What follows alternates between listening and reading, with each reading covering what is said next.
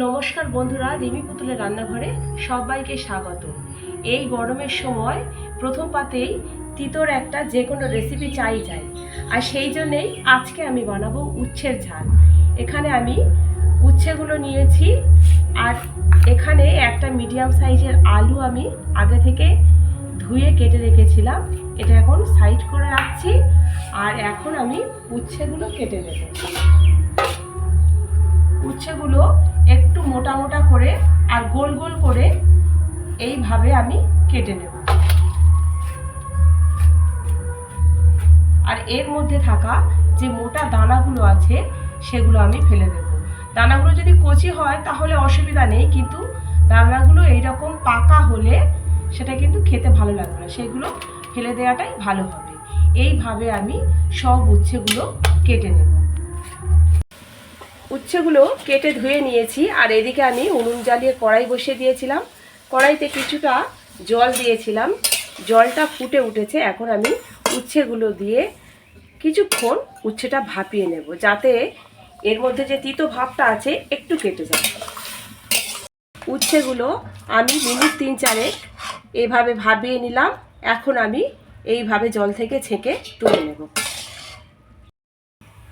উচ্ছেগুলো ছেঁকে তুলে নিয়ে আবারও কড়াইটা পরিষ্কার করে বসিয়ে দিলাম। আর কড়াইতে আমি বেশ কিছুটা পরিমাণ সর্ষের তেল দিয়ে দিয়েছি। এখন একটু তেলটা গরম হতে সময় দেব, দিয়ে আমি উচ্ছেগুলো ভেজে নেব। তেলটা গরম হয়ে গেছে, এখন আমি উচ্ছেগুলো দিয়ে দিচ্ছি।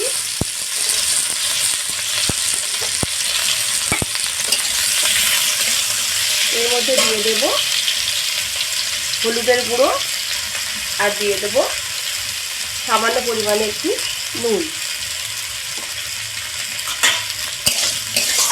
উচ্ছেটা হালকা ভাজা ভাজা হয়ে গেছে, এখন আমি এর মধ্যে আগে থেকে কেটে ধুয়ে রাখা আলুগুলোও দিয়ে দিচ্ছি। আলুগুলো এর সঙ্গে এইভাবে আমি হালকা ভেজে নেব। উচ্ছে আলুগুলো ভেজে তুলে নিয়েছি। ওই কড়াইতে আবারও কিছুটা সর্ষের তেল দিয়েছি, ফোড়নে দিয়ে দিচ্ছি গোটা জিরে আর একটা শুকনো লঙ্কা। ফোড়নটা কয়েক সেকেন্ড এইভাবে ভেজে নিলাম। এখন এর মধ্যে দিয়ে দিচ্ছি একটা মিডিয়াম সাইজের পেঁয়াজ কুচি। পেঁয়াজটা একটু এইরকমভাবে ভাজা ভাজা করে নেব। পেঁয়াজটা একটু ভেজে নিয়েছি, এখন এর মধ্যে দিয়ে দিচ্ছি একটা মিডিয়াম সাইজের টমেটো কুচি। টমেটোটা পেঁয়াজের সাথে একটু ভালো করে এইভাবে কষিয়ে নেব। পেঁয়াজের সাথে খুব ভালো করে কষিয়ে নিয়েছি। এখন এর মধ্যে দিয়ে দিচ্ছি কাঁচা লঙ্কা, আদা ও রসুন বাটা। এই মশলাটাও আমি খুব ভালো করে কষিয়ে নেব, যতক্ষণ না এর ভেতর থেকে কাঁচা গন্ধটা চলে যায়। সমস্ত মশলাগুলো কষিয়ে নিয়েছি। এখন এর মধ্যে আমি কয়েকটি গুঁড়ো মশলা অ্যাড করব।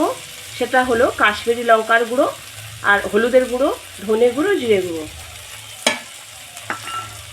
এখানে আমি লাল লঙ্কার গুঁড়ো দিলাম না, যেহেতু এটা তেঁতোর রেসিপি।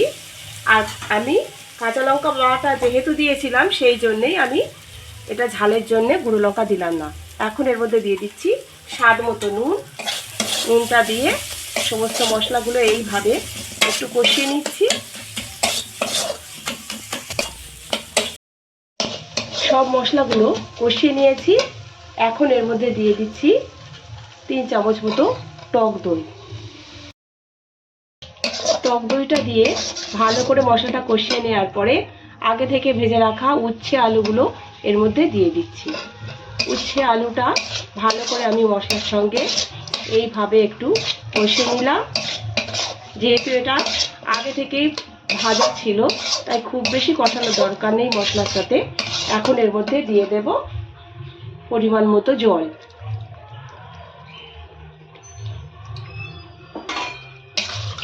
জলটা দেওয়ার পরে আমি এখন এটা ভালোভাবে ফুটিয়ে নেব। রান্নাটা জল দেওয়ার পরে আমি 10 মিনিট মতো করে নিয়েছি। উচ্ছেগুলো খুব ভালোভাবেই সিদ্ধ হয়ে গেছে। এখন আমি এর মধ্যে দিয়ে দেব চিনি আর অল্প কিছুটা কসৌরি মেথি। এইভাবে হাত দিয়ে একটুখানি এইভাবে প্রেস করে দিয়ে দেব। কসুরি মেথি দেওয়ার প্রসেস আমরা সবাই কম বেশি জানি। এইভাবে দিয়ে দিচ্ছি স্বাদটা একটু বাড়ানোর জন্যে আর গন্ধটা একটু সুন্দর হওয়ার জন্য। এখন এই রান্নাটা আরও 5 মিনিট আমি বানিয়ে নেব, যাতে করে এই ঝোলটা একটু শুকনো হয়ে আসে। রান্নাটা আরও 5 মিনিট এইভাবে করে নিয়ে আমি তরকারিটা একদম শুকনো করে ফেলেছি। এখন আমি একটা প্লেটে তুলে নিচ্ছি। তো বন্ধুরা, তৈরি হয়ে গেছে আমার আজকের রেসিপি উচ্ছের ঝাল। ভিডিওটি পুরো দেখার অনুরোধ রইল। আর যদি ভালো লেগে থাকে লাইক, শেয়ার, কমেন্ট করে জানাবেন। চ্যানেলটিকে সাবস্ক্রাইব করে আমার পাশে থাকবেন। আজকের মতো এখানেই শেষ করছি। ভালো থাকবেন, ধন্যবাদ।